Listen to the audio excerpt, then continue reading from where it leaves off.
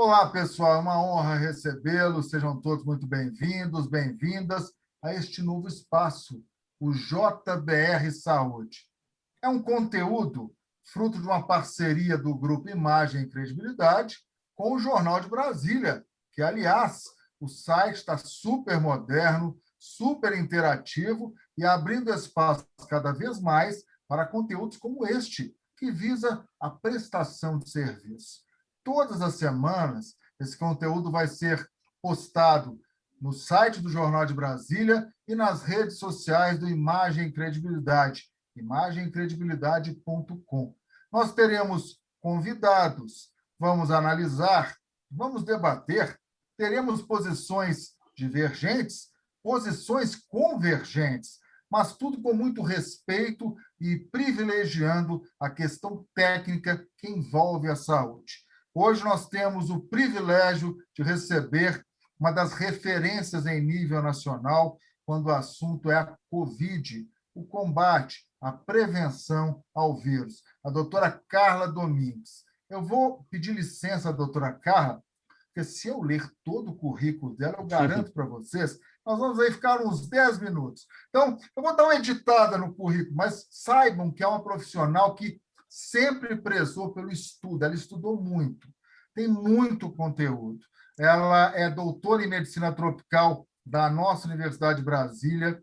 Aí eu vou destacar um curso que ela fez nos Estados Unidos. Por que eu vou destacar? Porque foi feita na Universidade Johns Hopkins, que hoje é a referência de estudos da Covid, de estatísticas da Covid. Você já deve ter lido alguma matéria citando a Johns Hopkins. Ela esteve lá, fez uma especialização em programa certificado de epidemiologia para gerente pela Universidade Johns Hopkins. Ela também tem muita experiência na área de saúde coletiva, com ênfase em epidemiologia, e atuou nas seguintes áreas: vigilância e imunização, sistema de informação em saúde e doenças transmissíveis. E um detalhe, um pequeno detalhe, ela foi coordenadora do Programa Nacional de Imunização do Ministério da Saúde de 2011 a 2019. Eu acho que você concorda comigo que não poderíamos ter uma pessoa mais credenciada para extrair esse bloco. Hoje, com a parceria do Rudolfo. Rudolfo, bem-vindo, tudo bem? Tudo bem, Estevão, doutora Carla, um prazer enorme estar aqui com a senhora. Vamos, então, iniciar nossa conversa, nosso debate. Doutora Carla, muito bem-vinda. Eu procurei, nós procuramos, e vamos colocar aqui algumas questões do cotidiano, da vida das pessoas. Eu acho que nós temos essa obrigação, diante de um tema muitas vezes tão específico, tão técnico, mas dá para a gente dar uma suavizada nesse tema com um ponto mais didático. Vamos lá.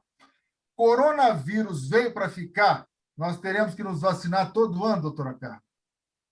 Inicialmente, Estevam, queria agradecer o convite, é uma honra estar estreando, né, junto com vocês. Espero que o programa de vocês realmente seja um sucesso, né, e estar nesse momento dando a minha contribuição na saúde pública do nosso país, né, então é uma honra estar com vocês nesse primeiro momento.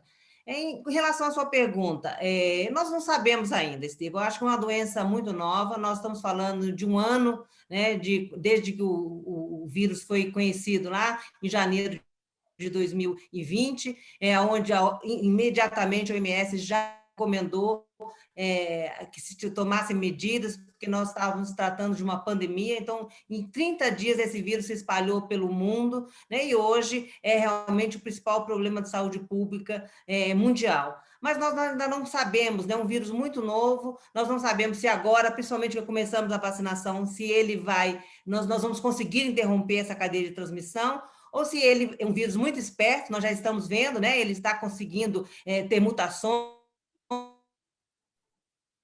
caminhos para continuar transmitindo na população, e nós também não sabemos tanto se esse vírus vai trazer imunidade duradoura, né? Se quem já se contaminou vai ficar protegido para o resto da vida, como acontece com sarampo, né? Quem pegou sarampo nunca mais pega sarampo de novo. Nós não sabemos se isso vai acontecer com esse corona, muito pelo contrário, a gente já está vendo algumas pessoas tendo reinfecção, mas também ainda não sabemos a magnitude disso, se vão ser casos isolados, vão ser milhares de casos ou milhões de casos, e principalmente nós não sabemos ainda qual vai ser o comportamento das vacinas, né? Se elas vão conseguir trazer proteção duradoura, ou se nós vamos precisar fazer como fazemos a vacina da gripe, que todos os anos precisamos trazer a população para ser vacinada novamente. Então, temos muito que estudar ainda.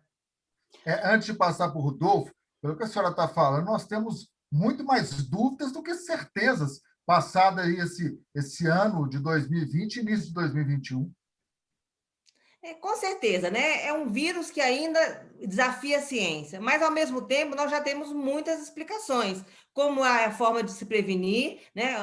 A informação de que usar máscaras, lavar as mãos, usar álcool gel, o distanciamento social fundamental nesse processo, né? Existem milhares de trabalhos publicados que apontam que essa é uma medida fundamental e, principalmente, já estamos vendo os resultados das vacinas, né? Países que começaram a vacinar em dezembro, janeiro, já tem resultados primorosos. Nós estamos falando dos Estados Unidos, nós estamos falando de Israel, da Escócia, que já apresentam diminuição da gravidade da doença, né? 40% das pessoas, né, que foram vacinadas, né, já não estão adoecendo, indo para os hospitais e lotando os leitos hospitalares. Então, já temos muitas respostas da ciência, assim, nesse momento. Oxalá. Vamos lá, Rodolfo. Doutora Carla, qual a experiência que a senhora tem, né, de ter durante muitos anos aí coordenado o Programa Nacional de Imunização e diante das notícias que a gente tem aí a respeito da forma como nós estamos fazendo agora a imunização, né, as informações a respeito de aquisição de vacinas, esse vai e vem aí, confuso muitas vezes, a senhora estima que a gente vai ter a população brasileira totalmente imunizada contra a Covid-19 em quanto tempo, se a gente seguir no ritmo que a gente está seguindo hoje? Olha, nós estamos falando de vacinar pelo menos 80 milhões de brasileiros, né? Daquele grupo que o Ministério da Saúde definiu como grupo de risco. Nós não estamos falando da população brasileira que pode ter acesso à vacina, que são as pessoas acima de 18 anos. Então, se nós vacinarmos só esse grupo de 80 milhões de brasileiros, nós vamos precisar de 160 milhões de doses, né? Isso significa que nós vamos vacinar até janeiro, fevereiro.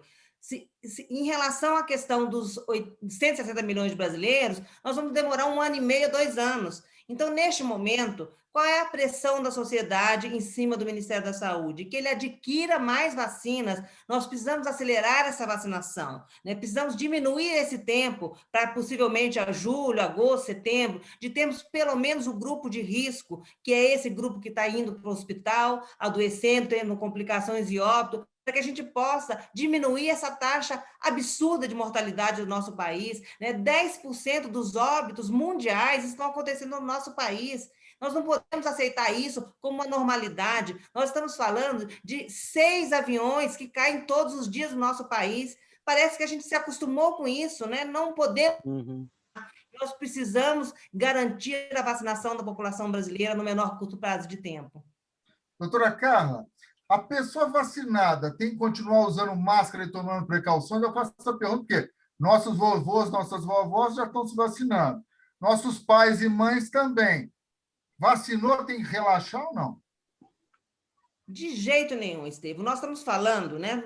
Muito se discutiu essa questão da eficácia das vacinas, né? Então, nós estamos usando no Brasil vacinas que têm eficácia entre 50% a 60%. O que significa isso? Que 50% das pessoas que tomaram vacina ainda têm risco de ter a Covid. Então, elas vão pegar a Covid, mas, felizmente, de uma forma mais leve. Vão evitar, principalmente, que nós falamos da gravidade, né, do óbito, que é isso que a gente quer nesse momento. Mas ainda não são vacinas que têm uma elevada eficácia. Então, nós poderemos tomar a vacina e ainda ser contaminados, e, principalmente, podemos transmitir a doença para outras pessoas, né? E ainda, neste ritmo que nós estamos falando ainda do nosso país, existe uma grande quantidade de pessoas que sequer serão vacinadas nessa primeira etapa. Então, a vacina, neste momento, ela é complementar e não substitutiva, tanto das máscaras, como de lavar as mãos, do uso do álcool gel e, principalmente, do distanciamento social. Este é fundamental. Se nós não garantirmos que, principalmente, a população pare de fazer essas festas clandestinas, todo mundo indo para a rua aglomerar, essa doença continuará matando milhares de brasileiros, né? E principalmente, né, é neste momento que a gente precisa proteger nossos pais, nossos irmãos, a população que tem problema de saúde. Então, nós precisamos manter a vacinação, seguindo no seu caminho, mas essas medidas que nós chamamos de não farmacológicas, elas são fundamentais, e nós não podemos abrir mão delas. Rodolfo. Doutora Carla, teve muita discussão, ainda há, né, a respeito de riscos, possíveis efeitos colaterais, né? Algumas pessoas ficam com medo de tomar a vacina. Houve agora uma discussão grande aí por conta das exigências da Pfizer, né, que demorou aí a fechar o contrato por causa dessas coisas. Existe algum risco em se tomar essa vacina? Nós temos que entender que vacina, como qualquer medicamento, pode ter eventos adversos.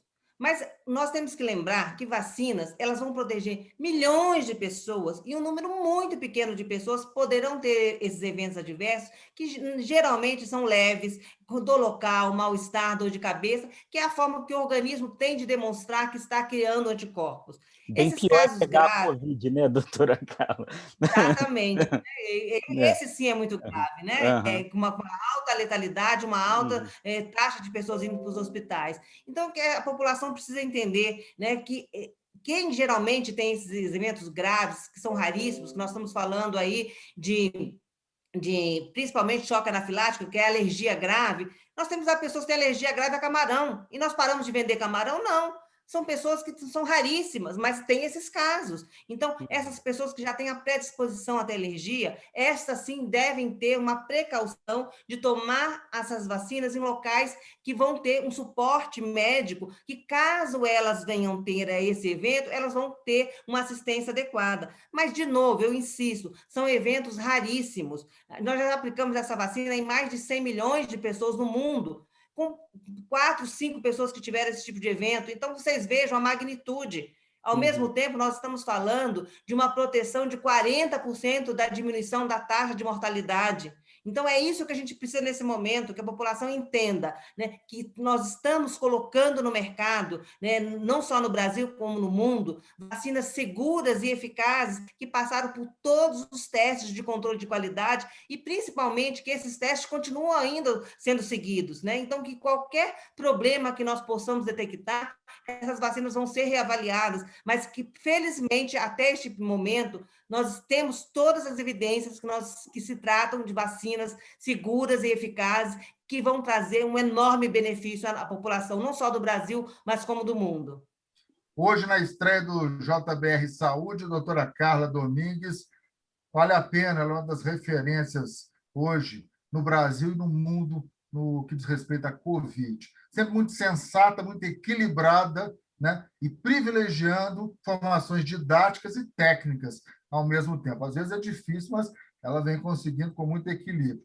Eu tinha anotado 2 perguntas, mas a senhora já respondeu lá no iniciozinho do nosso bate-papo, né? Quanto tempo fica imunizado após a vacina? Ainda não dá para responder. Todo mundo está querendo saber, mas não dá para responder. E por que quem já foi infectado pode ser reinfectado? Dá para responder essa, doutora Carla? Não, em relação a essa pergunta que você colocou, quanto tempo fica imunizado, nós podemos dizer o seguinte, que 15 dias depois que eu tomei a segunda dose, nós podemos dizer que eu estou protegido.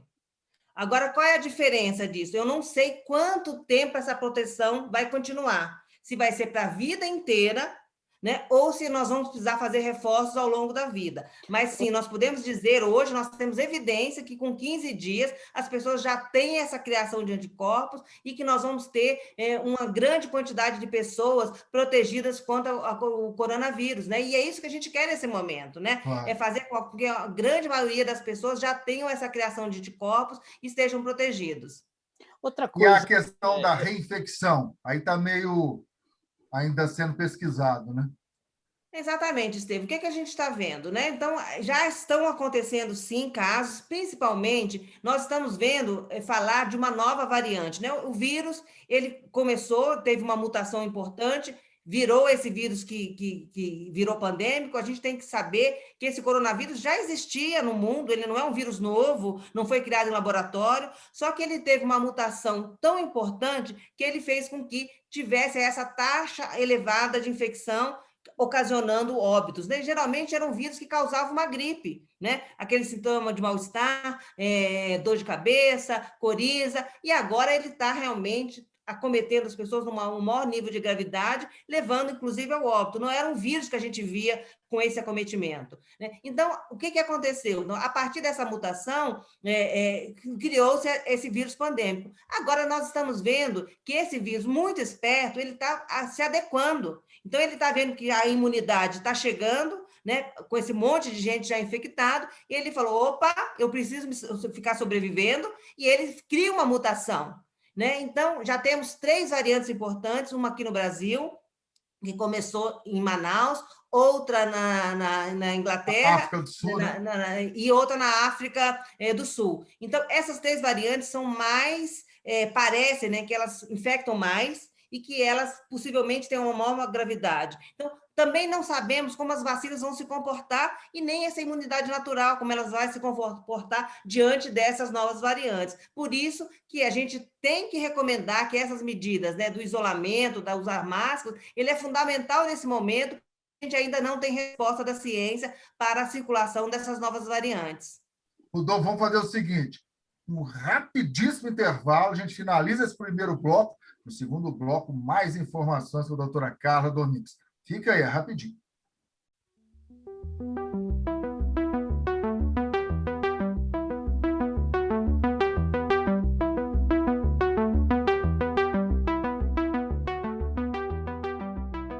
Somos apaixonados por Brasília. Nascemos para cuidar da cidade e de seus moradores. E desde 1972, nos dedicamos a formar cidadãos bem informados, prontos para construir uma capital melhor e mais protagonista. De lá para cá, muita coisa mudou. Evoluímos para acompanhar as mudanças do mercado, da cidade e do mundo. Evoluímos para entregar conteúdo de forma mais rápida, fácil e eficiente. Jornal de Brasília. Informação, opinião e análise. De Brasília, por Brasília. Estamos de volta com o segundo e último bloco, né, com a doutora Carla Domingues, estreando esse JBR Saúde, dúvidas sobre a Covid-19. Você faz as honras da casa agora, Rodolfo. Doutora Carla, eu queria lhe perguntar também uma outra dúvida que muita gente tem. As vacinas, elas são em 2 doses, né? As vacinas que nós estamos ministrando no Brasil. Mas ao tomar a primeira dose, a pessoa já ganha algum grau de imunidade?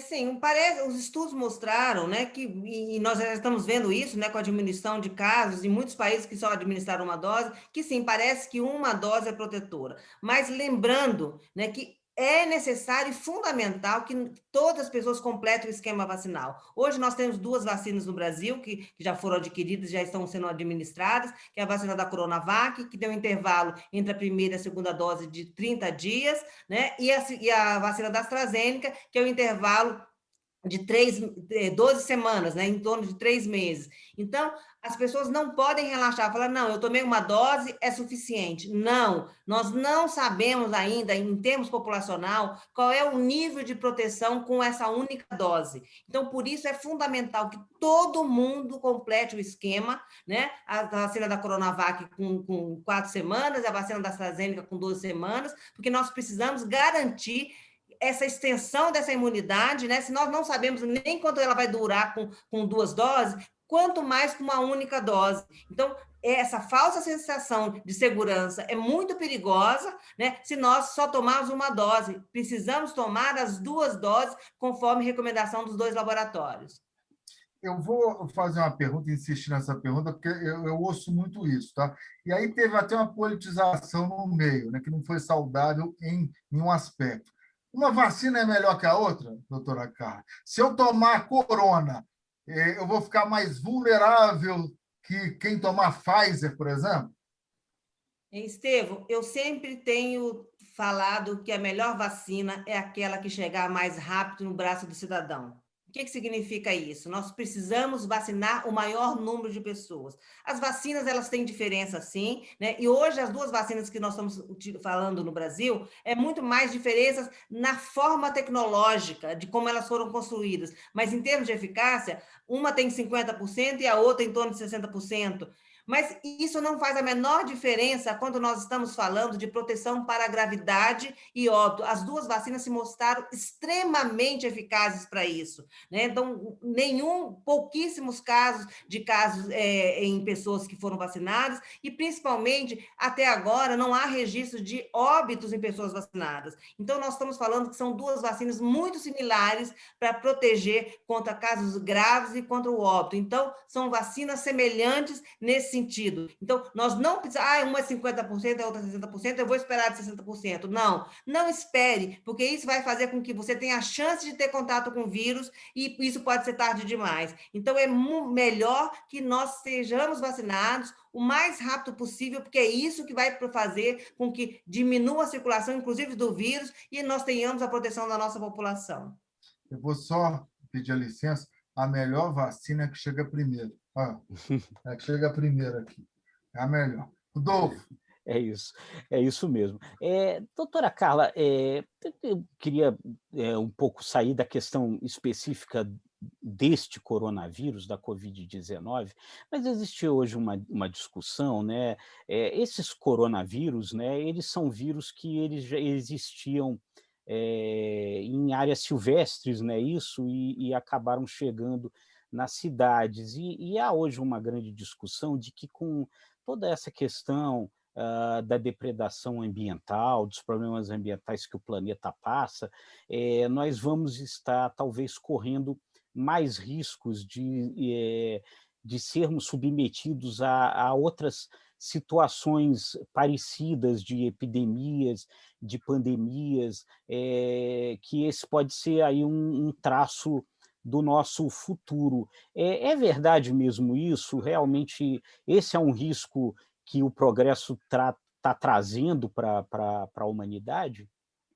Na realidade, não está trazendo, ele sempre existiu, né? O exemplo é a febre Aham, amarela, né? Nós temos a doença que ela é rural, né? aham, Principalmente em florestas, e que a cada 5, 6 anos nós temos epidemias, né? Porque as pessoas estão cada vez mais entrando dentro das matas, construindo cada vez mais a região periférica das cidades, vão entrando, e o vírus está ali, quietinho, né, uhum, convivendo no meio ambiente, às vezes ele causa surtos em macacos, mas quando a população chega muito perto, nós temos surtos de febre amarela na população humana, né? Então, nós uhum, temos que entender que cada vez mais essas doenças, né, que convivem animais e o ser humano, quando a gente tem um desequilíbrio do ecossistema, nós temos chance disso acontecer. Isso acontece com leishmaniose, isso acontece, né, com febre amarela e com outras doenças que a gente convive no nosso dia. E o próprio coronavírus, ele já existia no nosso meio, né? Não é uma doença nova que surgiu agora, né? Então, uhum, cada vez mais, né, principalmente doenças que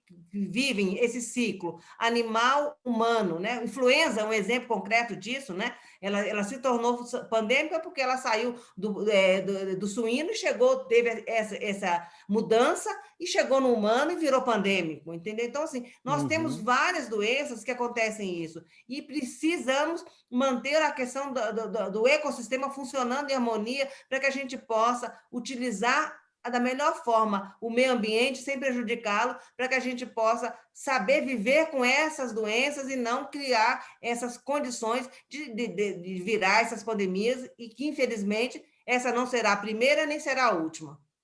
Eu vou aproveitar esse relato da senhora, porque vai ao encontro de uma dúvida que eu tenho, né? Porque eu ouvi muito isso, tá? Esse vírus, então, não foi fabricado em laboratório. Não foi, né? Não foi isso Uhum. aí. A OMS, inclusive, fez uma auditoria agora lá na China e chegou à conclusão que realmente, possivelmente foi isso, uma passagem de animais para o ser humano, né? E que acontece isso, né? Já vimos isso acontecer com outras doenças, né? Como eu já dei o exemplo. Então, essa questão da convivência, a gente cada vez mais perto de animais, isso vai acontecer. O que a gente precisa ter? É a clareza de como saber enfrentar essas epidemias, essas pandemias, e principalmente, quando isso acontecer, que nós sigamos a ciência, né? É a única forma da gente enfrentar novas epidemias no futuro, é sempre respeitando a ciência e todo mundo seguindo o que tem que ser feito, né? As orientações para que a gente possa minimizar os danos que podem vir a acontecer na população global. Nós temos mais 2 minutinhos, Rodolfo. Tá, uma última pergunta, então, doutora Carla. Alguns hábitos, algumas coisas aí que hoje nós estamos aí recomendando que sejam feitas aí como controle, né, da Covid-19, como o uso de máscara, a higienização das mãos, são hábitos que em alguns países, né, as pessoas adotam normalmente, né? Por exemplo, no Japão, quem está gripado sai de máscara, né? E já saía de máscara às ruas e tal. Esses são hábitos que a senhora acha que vêm para ficar e são recomendáveis que fiquem?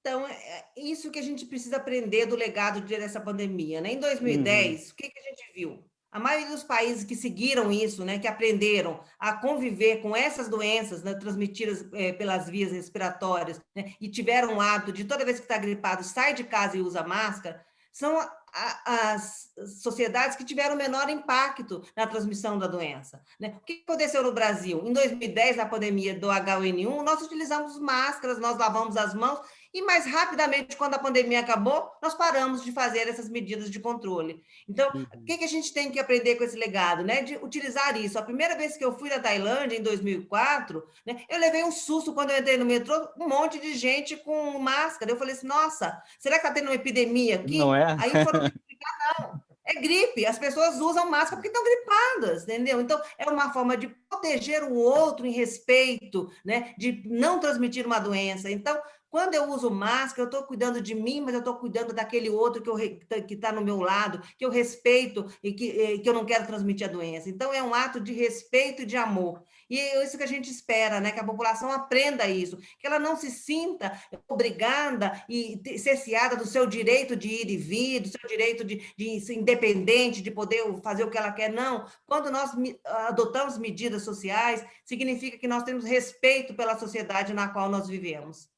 Amor, respeito, né, equilíbrio, acho que são alguns legados e que a doutora Carla apontou muito bem, fechando esse nosso bate-papo, essa estreia do JBR Saúde com chave de ouro. Eu agradeço muito, desejo sucesso, né, que a ciência sempre prevaleça, né, que os profissionais de saúde sejam mais valorizados, mas que nós também possamos fazer a nossa parte. Muito obrigado, doutora Carla, prazer recebê-la aqui. Muito obrigado, doutora. Muito obrigado. Eu que agradeço o convite de vocês e esperando ter contribuído para o primeiro programa de vocês e que ele seja um sucesso. Certamente. Até quinta-feira que vem, pessoal.